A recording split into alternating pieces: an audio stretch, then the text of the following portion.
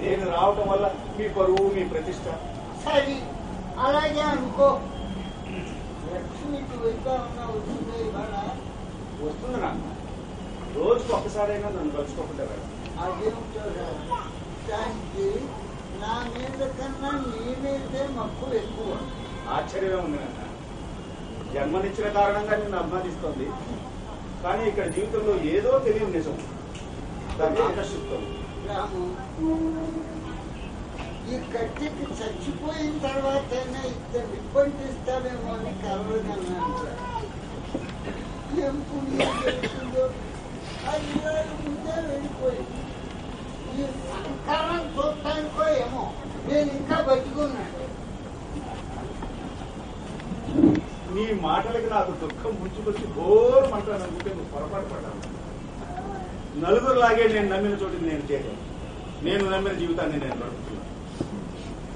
వెల్లువలో తీరాన్ని కొట్టుకొచ్చిన పూచిక పుల్లకి గమ్యాన్ని వెతుకునే అర్హత లేదు.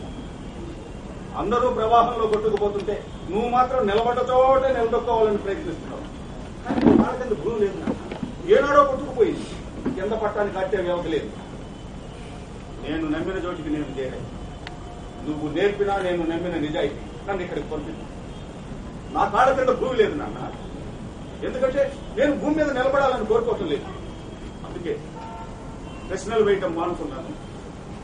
ఎదురు చూడటం మర్చిపోయాను.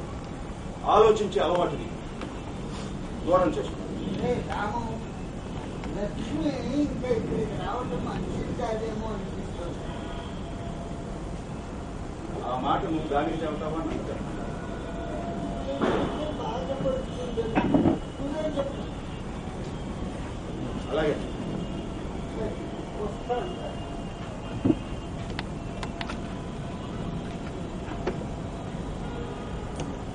నాన్న,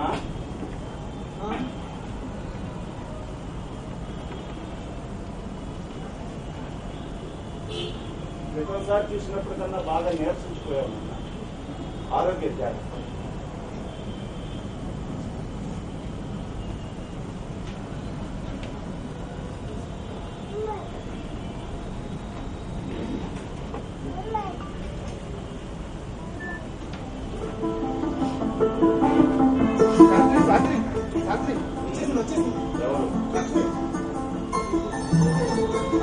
వచ్చింది మా ఇంట్లో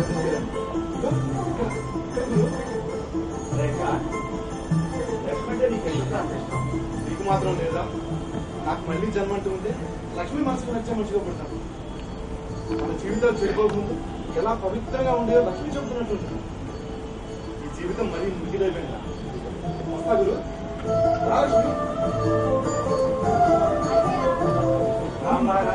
ఇంకా రాలేదేంటా అనుకుంటున్నా. అవునమ్మా, ఎదురు చూడటం అన్నది నాకు సంబంధించినంత వరకు ఒక్క నీ విషయంలోనే వర్తిస్తుంది.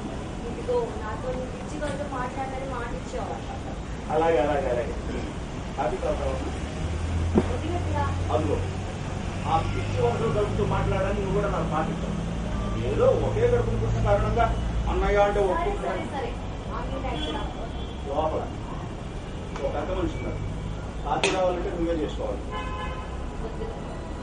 అవునమ్మా, నేను చూడటానికి ఏంటి సంబంధాలు చెప్పాడా? నిజమా కాదా చెప్పు. నాన్నకి అదో పిచ్చి. ఇది ఇప్పటికీ 6 సంవత్సరాలు. అవునమ్మా, అసలు ఈ సంబంధాలన్నీ నా వల్లే చెడిపోతున్నాయా? ఒక విధంగా నువ్వే కాదు, నీ సంగతి విని నీ గొప్పతనాన్ని చాలా మంది అర్థం చేసుకోలేకపోతున్నారయ్యా.